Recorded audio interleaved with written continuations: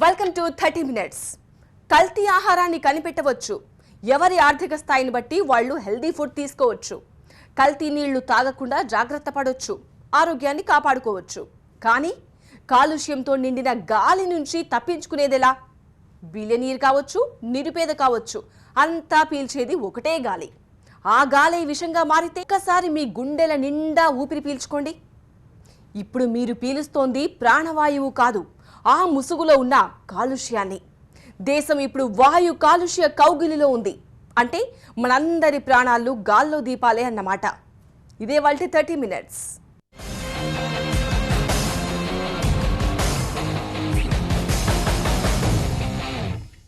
తుఫాన్ వస్తుంటే ముందు జాగ్రత్తలు తీసుకుంటాం. సునామీ హెచ్చరికలు వస్తే అలర్ట్ అవుతాం. కానీ ఎయిర్ పొల్యూషన్ ప్రమాదకర స్థాయికి చేరిన వేళ ఎలా జాగ్రత్త పడాలి? ఏం జాగ్రత్తలు తీసుకోవాలి? గాలి పీల్చక తప్పదు. పీలిస్తే ప్రమాదం. ఊపిరి బిగబడితే ప్రాణం పోతుంది. ఊపిరి తీసుకుంటే ఆయుష్ తగ్గుతుంది. ఇప్పుడు ఏం చేయాలి? ఢిల్లీ నుంచి హైదరాబాద్ దాకా దేశం మొత్తం మీద ఈ ప్రశ్నకు ఎక్కడా సమాధానం దొరకడం లేదు. ధూమపానం ఆరోగ్యానికి హానికరం. మద్యపానం ఆరోగ్యానికి హానికరం. గుండెల నిండా ఊపిరి తీసుకోవడం ఆరోగ్యానికి హానికరం. వినడానికి విచిత్రంగా అతిశయోక్తిగా ఉంది కదా. గుండెల నిండా ఊపిరి తీసుకోవడం ఆరోగ్యానికి హానికరం ఎలా అవుతుందని ఆలోచిస్తున్నారా? ఇప్పుడు ఇండియాను ఎయిర్ పొల్యూషన్ వణికిస్తోంది. ఢిల్లీ మహానగరం నుంచి మొదలు పెడితే హైదరాబాద్, వైజాగ్, విజయవాడ, ఆ సిటీ ఈ సిటీ అని లేదు. దేశమంతా ఎయిర్ పొల్యూషన్ మరణ మృదంగాలు మోగిస్తోంది. వాయు కాలుష్యం 130 కోట్ల మంది భారతీయులను కాస్తాగా హత్య చేస్తోంది. ఎయిర్ పొల్యూషన్, దీన్ని ఎలా ఎదుర్కోవాలో అర్థం కాక అగ్రదేశాలు కూడా తలలు పట్టుకుంటున్నాయి. అదే సందర్భంలో వాయు కాలుష్యం మానవ తప్పిదాలతో సంబంధం లేకుండా ఏర్పడుతోంది కాదు. 100కు 100% మనిషి స్వార్థమే గాలిని విషమయం చేస్తోంది. గ్లోబలైజేషన్, పారిశ్రామికీకరణ, నిబంధనల ఉల్లంఘన, ప్రజా రవాణా, పౌరుల్లో చైతన్యలేమి, ఇలా అనేక కోణాల్లో జరుగుతున్న తప్పిదాల కేంద్రంగా వాయుగండం నగరాలను వేధిస్తోంది. ఇదిగో ఇలా చూడండి. షాంఘై, షాండాంగ్ లాంటి చైనా నగరాల్లో కన్నుచూపు మేర ఏముందో కూడా కనిపించిన స్థాయిలో కాలుష్యం కమ్మేయడం సాధారణమైపోయింది. ఎక్కడో చైనా దాకా దేనికి? ఈ ఘనతను నేను సైతం సాధించానని గత ఏడాదే ఢిల్లీ దేశ ప్రజలను భయపెట్టింది. ఇప్పుడు ఢిల్లీ మాత్రమే కాదు, దేశవ్యాప్తంగా అన్ని నగరాలు, పట్టణాల పరిస్థితి ఇలానే ఉందన్న సత్యం తీవ్ర స్థాయిలో భయపెడుతోంది. ఇప్పుడు దేశంలో ఏటా 10 లక్షల మంది ఎయిర్ పొల్యూషన్ కారణంగా ప్రాణాలు కోల్పోతున్నారని లాన్సెట్ సంస్థ తన తాజా అధ్యయనాన్ని మెడికల్ జర్నల్లో ప్రచురించింది. వాయు కాలుష్యం ఏ స్థాయిలో ప్రమాద గంటికలు మోగిస్తుందో చెప్పడానికి ఇదో చిన్న ఉదాహరణ మాత్రమే. ఏటా 10 లక్షల మంది ప్రాణాలు కోల్పోతుంటే కొత్తగా శ్వాసకోశ వ్యాధుల బారిన పడుతున్న వారి సంఖ్య లక్షలను దాటి కోటికి చేరుతోంది.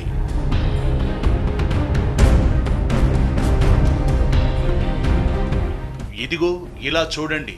ఇది దేశ రాజధాని ఢిల్లీ పరిస్థితి. ఢిల్లీ గ్యాస్ ఛాంబర్లా మారిందని స్వయంగా ముఖ్యమంత్రి కేజ్రీవాల్ ప్రకటించే స్థాయిలో పరిస్థితి విషమించింది. ఇదిగో ఇలా చూడండి. వాయు కాలుష్యం ఏ రేంజ్లో ఉందో చూశారుగా. ఇది ఏ ప్రాంతంలో చెప్పగలరా? మన ప్రధానమంత్రి నరేంద్ర మోదీ ప్రాతినిధ్యం వహిస్తున్న వారణాసి ఇది. ఇదిగో ఇది బెంగళూరు సిటీ. ఇది ముంబై. ఇది కోల్కతా. ఇది హైదరాబాద్.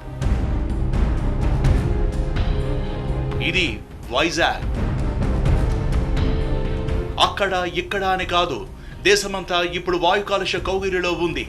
రోడ్డు ప్రమాదాల్లో మరణిస్తున్న వారి కన్నా ఎయిర్ పొల్యూషన్ బలి తీసుకుంటున్న వారి సంఖ్య దేశంలో ఎక్కువైపోయింది. గాలి గరళంగా మారింది. కాలుష్యంతో నిండిన వాయువును ఊపిరితిత్తుల నిండా నింపేస్తే జీవితాలు మసగపారక తప్పదు. ఇతని పేరు సచిన్. ఇంటర్ ఫస్ట్ ఇయర్ చదువుతున్నాడు. స్మోకింగ్ లాంటి చెడు అలవాట్లు లేవు. 20 ఏళ్లు కూడా రాకముందే శ్వాస సంబంధిత వ్యాధితో బాధపడుతూ హైదరాబాద్ చెస్ట్ ఆసుపత్రికి వచ్చాడు. ఇక్కడ ఛాతీలో ఇది అవుతుంది. ఎలాగ ఎన్ని కిలోమీటర్లు వెళ్తావు కాలేజీకి? 2 కిలోమీటర్స్. అలా పొల్యూషన్ పొల్యూషన్ వల్ల ఎందువల్ల వచ్చింది అనుకుంటున్నాను? ఎంతకాలం నుంచి? Two months. ఎలా ఉంటుంది చెప్పు, నీకు ఏం సింటమ్స్ ఉన్నాయి చెప్పు. ఇక్కడ గొంతులో ఇదవుతుంది, దగ్గు వస్తుంది, ఫీవర్ కూడా చేస్తుంది. ఇతని పేరు శివానంద్. ఎలాంటి చెడు అలవాట్లు లేవు. చేసిన తప్పు ఒక్కటే, ఊపిరి పీల్చడం. అవును, గాలి పీల్చడమే శివానంద్ చేసిన నేరం. ల్యాబ్ టెక్నీషియన్ కోర్స్ చేస్తూ రోజు పొల్యూషన్లో ప్రయాణం చేయడం వల్ల శివానంద్ శ్వాసకోశ వ్యాధితో బాధపడుతున్నాడు. నిండా 20 ఏళ్లు కూడా నిండని యువకులు సిగరెట్ లాంటి అలవాట్లు లేకుండానే శ్వాసకోశ వ్యాధులతో బాధపడుతున్నారు. కారణం వాయు కాలుష్యం. కఫ్ ఫీవర్ రావడంతో ఏంటి కారణం ఏమనుకుంటున్నావు?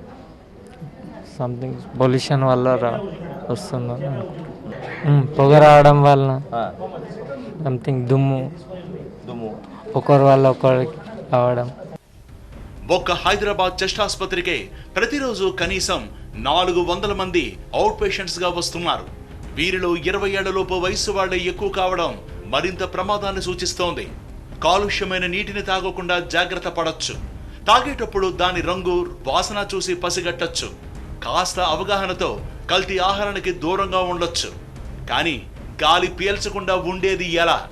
వాహనాలు, డెబ్రిష్, పరిశ్రమలు, డంపింగ్ మంటలు, ఇలా అనేక కారణాల వల్ల గాలి పొల్యూట్ అవుతోంది. ఈ కాలుష్యంలో ముఖ్యంగా sulphur dioxide, nitrogen dioxide, benzene, అట్లనే ఆరోమాటిక్ హైడ్రోకార్బన్స్, మరి సస్పెండెడ్ పార్టికులేట్ మ్యాటర్ SPM అంటారు, అంటే ధూళి కణాలు. ఈ ధూళి కణాల శాతం వలన కూడా మరి చాలా ఆరోగ్య సమస్యలు వస్తూ ఉన్నాయి. చూసినట్టయితే ఈ ఎయిర్ క్వాలిటీ హెల్త్ ఇండెక్స్ అనేది ప్రతి నగరంలో కూడా మనం చూస్తూ ఉంటాం. ఎప్పుడైతే ఆ ఎయిర్ క్వాలిటీ హెల్త్ ఇండెక్స్ 6 కంటే ఎక్కువ ఉంటుందో దానివల్ల దుష్పరిణామాలు ఉంటాయి. వాయు కాలుష్యం కారణంగా ఢిల్లీ, పశ్చిమ బెంగాల్ లాంటి రాష్ట్రాల్లో పౌరుల ఆయుర్దాయం 6 ఏళ్ల పాటు తగ్గిపోయిందని అనేక నివేదికలు చెబుతున్నాయి. ఇప్పుడు ఈ స్థాయిలో ప్రమాదం తెలుగు రాష్ట్రాల్లోని అనేక నగరాలను వెంటాడుతోంది. ఇప్పుడు ఎయిర్ పొల్యూషన్ వల్ల భారత్లో ఏటా 10 లక్షల మంది ప్రాణాలు కోల్పోతున్నారు. పరిస్థితి ఇలానే కొనసాగితే 2040 నాటికి ఏటా 40 లక్షల మందిని వాయు కాలుష్యం బలి తీసుకుంటుందని అంతర్జాతీయ ఇంధన సంస్థ హెచ్చరిస్తోంది. ఎయిర్ పొల్యూషన్ వల్ల మొదట శ్వాసకోశ వ్యాధులు మాత్రమే కాదు, క్యాన్సర్ వచ్చే ప్రమాదం కూడా ఉంది. ఆపై క్యాన్సర్, ఆపై మరణం. ఇలా కాస్తాగా చనిపోవడం మాత్రమే కాదు, కాలుష్యం కారణంగా విజృంభిస్తున్న అత్యంత సూక్ష్మమైన దుమ్ము, ధూళి కణాలు, పొగ రేణువులు శ్వాస పీల్చినప్పుడు ఊపిరితిత్తుల ద్వారా మానవ శరీరంలోకి చేరతాయి. దీంతో ఊపిరితిత్తుల సామర్థ్యం సన్నగిల్లుతుంది. ఈ సూక్ష్మ రేణువులు రక్తంలో చేరి మెదడు వరకు వ్యాపిస్తాయి. ఫలితంగా అకాల మరణాలు సంభవించే అవకాశాలున్నాయి. వాయు కాలుష్యం పెరగడం వెనక ప్రధాన కారణం వాహనాలే. ఈ కోణంలోనే హైదరాబాద్ను ఎయిర్ పొల్యూషన్ తీవ్ర స్థాయిలో భయపెడుతోంది. మరోవైపు వైజాగ్ నగరాన్ని క్యాన్సర్ కోణంలో వాయు కాలుష్యం వణికిస్తోంది. హెల్త్ కాన్షియస్, పొద్దున్నే యోగా, లేకుంటే జిమ్, అది కాకుంటే మార్నింగ్ వాక్, తినే ఆహారంలో పోషకాల లెక్కలు, ఎప్పటికప్పుడు హెల్త్ చెకప్స్, ఇన్ని చేస్తున్నాం. ఎవరి స్థాయిలో వాళ్ళు ఆరోగ్యం కోసం శ్రద్ధ తీసుకోవడం చాలా సహజమైపోతోంది. దేనికోసం ఇదంతా? మన కోసం, మన ఆరోగ్యం కోసం. ఇంత చేసి హాయిగా ఊపిరి తీసుకుంటే కథ మళ్ళీ మొదటికొస్తుంది. ముందు అనారోగ్యం, ఆ తర్వాత మరణం. ఎందుకంటే అది వాయు కాలుష్యం. కాస్తగా చంపుతుంది, చంపి తీరుతుంది. హైదరాబాద్ వాసులపై ఎయిర్ పొల్యూషన్ నిశ్శబ్దంగా దాడి చేస్తోంది. ఎయిర్ పొల్యూషన్ హైదరాబాద్ మహానగరాన్ని వణికిస్తోంది. రోడ్డు మీదకొస్తే చాలు భాగ్యనగర వాసుల ఊపిరితిత్తుల్ని కాలుష్యం కాటేస్తోంది. ఎయిర్ పొల్యూషన్లో ప్రధాన వాటా వాహనాలదే. అందులో కాలం చెల్లిన వాహనాలతో మరింత కాలుష్యం. ప్రభుత్వ వాహనాల నుంచి పబ్లిక్ ట్రాన్స్పోర్ట్ వాహనాల వరకు అన్నీ కలిసి ఎయిర్ ని పొల్యూట్ చేస్తున్నాయి. జీహెచ్ఎంసీ ఉపయోగించే పారిశుద్ధ్య వాహనాల నుంచి ఆర్టీసీ బస్సుల దాకా ప్రభుత్వ వాహనాలు కూడా కాలుష్యాన్ని వెదజల్లుతున్నాయి. ఇక ఆటోలు, వ్యాన్లు, 2 వీలర్స్ గురించి చెప్పనే అక్కర్లేదు. మరోవైపు అభివృద్ధి క్రమంలో సాగుతున్న నిర్మాణాల నుంచి వస్తున్న డెబ్రిష్ కూడా ఎయిర్ పొల్యూషన్ కు కారణమవుతోంది. మహానగరాల్లో ఇళ్ల నుంచి సేకరించిన చెత్తను డంపింగ్ యార్డుకు తరలిస్తారు. ఆపై దాన్ని తగులు పెడతారు. ఇలా చేయటం వల్ల వెలువడే వాయువులు గాలిని తీవ్ర స్థాయిలో పొల్యూట్ చేస్తున్నాయి. హైదరాబాద్ ఇందుకు మినహాయింపు కాదు. ఇక నిబంధనల్ని గాలి కొదిలేసి గాలిని విషంలా మారుస్తున్న ఫ్యాక్టరీల పాపం అంతా ఇంతా కాదు. కొన్ని ప్రాంతాల్లో ఫార్మాస్యూటికల్ కంపెనీలు సృష్టిస్తున్న వాయు కాలుష్యం తీవ్ర స్థాయిలో ఆందోళన కలిగిస్తోంది. ఇలా అనేక కారణాల వల్ల భాగ్యనగరంలో గాలి గరళంగా మారుతోంది. అయితే హైదరాబాద్లో ఎయిర్ పొల్యూషన్ కు ప్రధాన కారణం వాహనాలే అంటున్నారు పొల్యూషన్ కంట్రోల్ బోర్డు అధికారులు. 2007లో సోర్స్ అపోర్షన్మెంట్ స్టడీ అని చేయడం జరిగింది. ఆ సోర్స్ అపోర్షన్మెంట్ స్టడీలో మనకి ఏం తెలిసిందంటే 50% వరకు వెహికులర్ పొల్యూషన్ అని, ఆ తర్వాత రోడ్ డస్ట్ ఒక 10-20%, దాని తర్వాత బర్నింగ్ ఆఫ్ బయోమాస్ ఒక 2-3% industries, depending upon area, industries ఉన్న చోట ఇండస్ట్రీస్, తర్వాత బర్నింగ్, ఇలా రకరకాల కన్స్ట్రక్షన్ అండ్ డెబ్రీస్ వేస్ట్ అని ఇలా ఎన్నో కారణాలు మనం కనిపెట్టడం జరిగింది. మెయిన్గా మనకు వెహికులర్ పొల్యూషన్ సమస్య తెలుసు, దాని తీవ్రత తెలుసు, పరిష్కారం దిశగా ఏం చెయ్యాలన్న దాని దగ్గర మాత్రం దూకుడు కనిపించదు. వాయు కాలుష్యం విషయంలో జరుగుతోంది ఇదే. హైదరాబాద్ వాసుల ప్రాణాలతో చెలగాటమాడుతున్న ఎయిర్ పొల్యూషన్లో వాహనాల వాటా సగం దాకా ఉంది. ఈ విషయాన్ని రవాణా శాఖ కూడా అంగీకరిస్తోంది. 627 చదరపు కిలోమీటర్ల విస్తీర్ణంలో 45 లక్షల వాహనాలు తిరుగుతున్నాయి. సమస్యలోని తీవ్రత అర్థమవుతున్నా నియంత్రణ ఎక్కడి నుంచి మొదలు పెట్టాలి, సమస్యను ఎలా పరిష్కరించాలి అన్న ప్రశ్నలకు మాత్రం ఆర్టీఏకు అంతుపట్టడం లేదు. ప్రతిరోజు హైదరాబాద్లో 800 నుంచి 1000 దాకా కొత్త వాహనాలు హైదరాబాద్ జిహెచ్ఎంసీ పరిధిలో యాడ్ అవుతున్నాయి. నంబర్ ఆఫ్ వెహికల్స్ పెరిగిపోతున్నాయి, ఇండివిజువల్ వెహికల్స్ పెరిగిపోతున్నాయి. దానివల్ల మెయిన్గా ఈ ప్రాబ్లం అంతా రోడ్స్లో వస్తుంది. రోడ్లు ఏమో కుంచుకుపోతున్నాయి, రోడ్ల సైజు ఏమో పెరగటం లేదు. సో ఉన్న రోడ్డు విడుతుల్లోనే మరి అన్ని వాహనాలు రోజు రోజుకు మనకు పెరిగిపోతున్న వాహనాలన్నీ అదే రోడ్లో వెళ్ళాలంటే అవి ఐడ్లింగ్ ఎక్కువైపోతుంది. అంటే వాహనాలు నిలిపి ఉంచే స్పేస్ టైం ఎక్కువైపోతుంది. వాయు కాలుష్యం వల్ల కేవలం శ్వాసకోశ వ్యాధులు మాత్రమే కాదు, గుండె నుంచి బ్రెయిన్ దాకా అన్ని కీలక అవయవాలపై పొల్యూషన్ దాడి చేస్తోంది, మరణాలకు కారణమవుతోంది. అదే సమయంలో సిఓపిడి లాంటి శ్వాస సంబంధిత వ్యాధులు పెరగడానికి కారణం ఎయిర్ పొల్యూషనే. వృద్ధులు, చిన్నపిల్లలు, గర్భవతులు మరింత డేంజర్ జోన్లో ఉన్నట్లు లెక్క అంటున్నారు వైద్యులు. రక్తం గడ్డగట్టడం, గుండెకి సరిగా రక్త ప్రసరణ లేకపోవడం వలన ఈ గుండె జబ్బులు, హార్ట్ అటాక్స్ అంటాం. అట్లానే ఈ బ్రెయిన్కి సంబంధించిన నాళాలు, రక్తనాళాలు కూడా రక్తం గడ్డగట్టడం, స్ట్రోక్ రావడం, కాలు చేయి పడిపోవటం, సిఓపిడి అనే జబ్బు చూసినట్టే ప్రధాన కారణాల్లో మన మరణాలు చూస్తే అది 3వ వంతులో ఉంది, 3వ నెంబర్లో ఉంది. సో సిఓపిడి రావడం వలన మరి సిఓపిడిలో ఊపిరితిత్తులు గాలి సరిగా పోకపోవటం వలన రెస్పిరేటరీ ఫెయిల్యూర్ రావడం, తద్వారా మరణం. అట్లనే గుండె జబ్బుల వలన మరణాలు సంభవిస్తాయి, క్యాన్సర్ వలన మరణాలు సంభవిస్తూ ఉంటాయి. గాలి కాలుష్యం వలన మరి అప్పుడు వెంటనే మరణం రాదు, దీర్ఘకాలికంగా ఈ గాలి కాలుష్యానికి కనుక గురైనట్టయితే దాని ప్రభావం వలన రాబోయే రోజుల్లో శ్వాసకోశ సమస్యలే కాకుండా తద్వారా మరణాలకు కూడా దారితీసే అవకాశం ఉంది. గాలిలో పార్టికల్ మేటర్ 2.5 అత్యంత ప్రమాదకరంగా మారుతోంది. పొల్యూషన్ కంట్రోల్ బోర్డ్ హైదరాబాద్లోని అనేక ప్రాంతాలను డేంజర్ జోన్స్ గా చెబుతోంది. పంజాగుట్ట, బాలానగర్, ఉప్పల్, జూబ్లీ హిల్స్, సికింద్రాబాద్ ప్యారడైజ్ సెంటర్, చార్మినార్, జీడిమెట్ల, చిక్కడపల్లి, లంగర్ హౌస్, కూకట్పల్లి, మాదాపూర్, షామీర్పేట్, సైనిక్పురి, అబిడ్స్, రాజేంద్ర నగర్ ఇలా చాలా ప్రాంతాల్లో వాయు కాలుష్యం తీవ్ర స్థాయిలో ఉంది. గుండెల నిండా గాలి పీల్చుకుంటే చాలు, కాస్తాగా మృత్యువుకు స్వాగతం చెప్పినట్లే. 100% వాయు కాలుష్యాన్ని నివారించగలమా లేదా అన్నది ఇప్పుడు అప్రస్తుతం. కాలుష్య కోరలు విరిచేయడానికి 100% చర్యలు తీసుకుంటున్నామా లేదా అన్నదే ముఖ్యం. వాయు కాలుష్యాన్ని నియంత్రించకపోవడం అంటే మన మృత్యువుకు మనమే వెల్కమ్ సాంగ్ ప్లే చేయడం. ఈ సంగతి ప్రభుత్వాలకు తెలుసు, అధికారులకు తెలుసు, ప్రజలకు తెలుసు. కానీ ఆ దిశగా మాత్రం చిత్తశుద్ధిని ఎవ్వరూ ప్రదర్శించడం లేదు. ఇదే వాయు కాలుష్యం వైజాగ్లో క్యాన్సర్ కలవరం పుట్టిస్తోంది. ఎయిర్ పొల్యూషన్ దేశంలోని నగరాలు, పట్టణాలకు ప్రధాన శత్రువుగా మారింది. ప్రకృతి ఒడిలో పుట్టుకొచ్చిన నగరాలు సైతం వాయు కాలుష్యం వదలడం లేదు. అందుకు వైజాగ్ ఉదాహరణ. విశాఖపట్నంలో ఎయిర్ పొల్యూషన్ ఆందోళన కలిగించే స్థాయిలో పెరిగింది.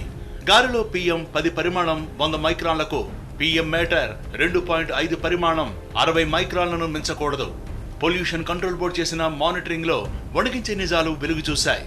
జీవీఎంసీ కార్యాలయం వద్ద PM 10 100 ఉండాల్సిన చోట ఏకంగా 460 మైక్రాన్లుగా నమోదు అయింది. క్యాన్సర్లకు కూడా ఎయిర్ పొల్యూషన్ కారణమవుతోందని వైద్యులు స్పష్టం చేస్తున్నారు. అలానే చిన్న వయసులో క్యాన్సర్ రావడానికి కూడా అదే కారణమవుతుందన్నారు. ఎటువంటి అలవాట్లు లేకపోయినా కూడా రెగ్యులర్గా వచ్చే క్యాన్సర్లు 50 ఇయర్స్ దాటిన తర్వాత 60 నుండి 70 సంవత్సరాల వయసులో వస్తుంది. కానీ లేటెస్ట్గా ట్రెండ్ చూస్తే 30 to 40 ఇయర్స్ ఆఫ్ ఏజ్లో ఉన్న ఆడవాళ్ళలో బ్రెస్ట్ క్యాన్సర్, 40 to 50 ఉన్న వాళ్ళలో జీర్ణాశయానికి అన్నవాహికి వచ్చి జంక్షన్లో వచ్చే క్యాన్సర్, చిన్న వయసులోనే నోట్లో క్యాన్సర్స్, ఇవన్నీ ఇప్పుడు చాలా కామన్గా చూస్తున్నాం. అభివృద్ధి చెందుతున్న నగరాలు ఎదుర్కొంటున్న ప్రధాన సమస్య కాలుష్యం. వాహనాలు, పరిశ్రమల వ్యర్థాలు, నిర్మాణ పనులు సహా వివిధ కారణాలతో ప్రతిరోజు నగరాల్లో 40 రకాల కర్బన ఉద్గారాలు విడుదలవుతాయి. వీటిల్లో sulphur dioxide, ammonium, nitrogen oxide, carbon monoxide సహా పలు విషవాయువులు విడుదలవుతాయి. వీటిల్లో ఎక్కువగా వాహన కాలుష్యంతో వెలువడే కార్బన్ మొనాక్సైడ్ ప్రజల ఆరోగ్యంపై దుష్ప్రభావం చూపుతోంది. హైవేల పక్కన నివాసం ఉండటం గాని, స్కూల్స్ ఏర్పాటు చేయడం గాని అత్యంత ప్రమాదకరమని వైద్యులు హెచ్చరిస్తున్నారు. పూణేలో ఒక సర్వే జరిగింది. అంతర్జాతీయ సర్వే ఏం చెప్తుందనంటే, హైవే పక్కలో, రోడ్డు పక్కన ఎవరైతే షాపులు పెట్టుకొని నడిపిస్తున్నా, స్కూళ్ళు పెట్టుకొని నడిపిస్తున్నా, కొద్ది దూరంలో గేటెడ్ కమ్యూనిటీలు అని చెప్పి రోడ్డు పక్కనే ఉండి ఇళ్లల్లో అయినా ఒక 1/2 కిలోమీటర్ ఇటు, రోడ్డుకి 1/2 కిలోమీటర్ ఇటు, they have surveyed the areas. అంటే ప్రతి ఇంటికి సర్వే చేసి చూశారు. కొన్ని 3-4 సంవత్సరాల కొద్ది ఒక భయంకరమైన నగ్న సత్యం బయటపడ్డది. ఏమిటి? ఎక్కడెక్కడైతే హై ట్రాఫిక్ ఏరియాస్ ఉన్నాయో, ఎక్కడెక్కడైతే హైవేల పక్కన ఇల్లు కట్టుకొని ఉంటున్నారో వాళ్ళందరికీ కూడా ఊపిరితిత్తుల్లో ఆస్తమా లాంటి ప్రాబ్లమ్స్ ఇంతకుముందు లేకపోతే వచ్చేసాయి. ఢిల్లీ గ్యాస్ ఛాంబర్గా మారిపోయిందని ఆ రాష్ట్ర ముఖ్యమంత్రి పబ్లిక్గా వ్యాఖ్యానించే స్థాయిలో అక్కడ పరిస్థితి విషమించింది.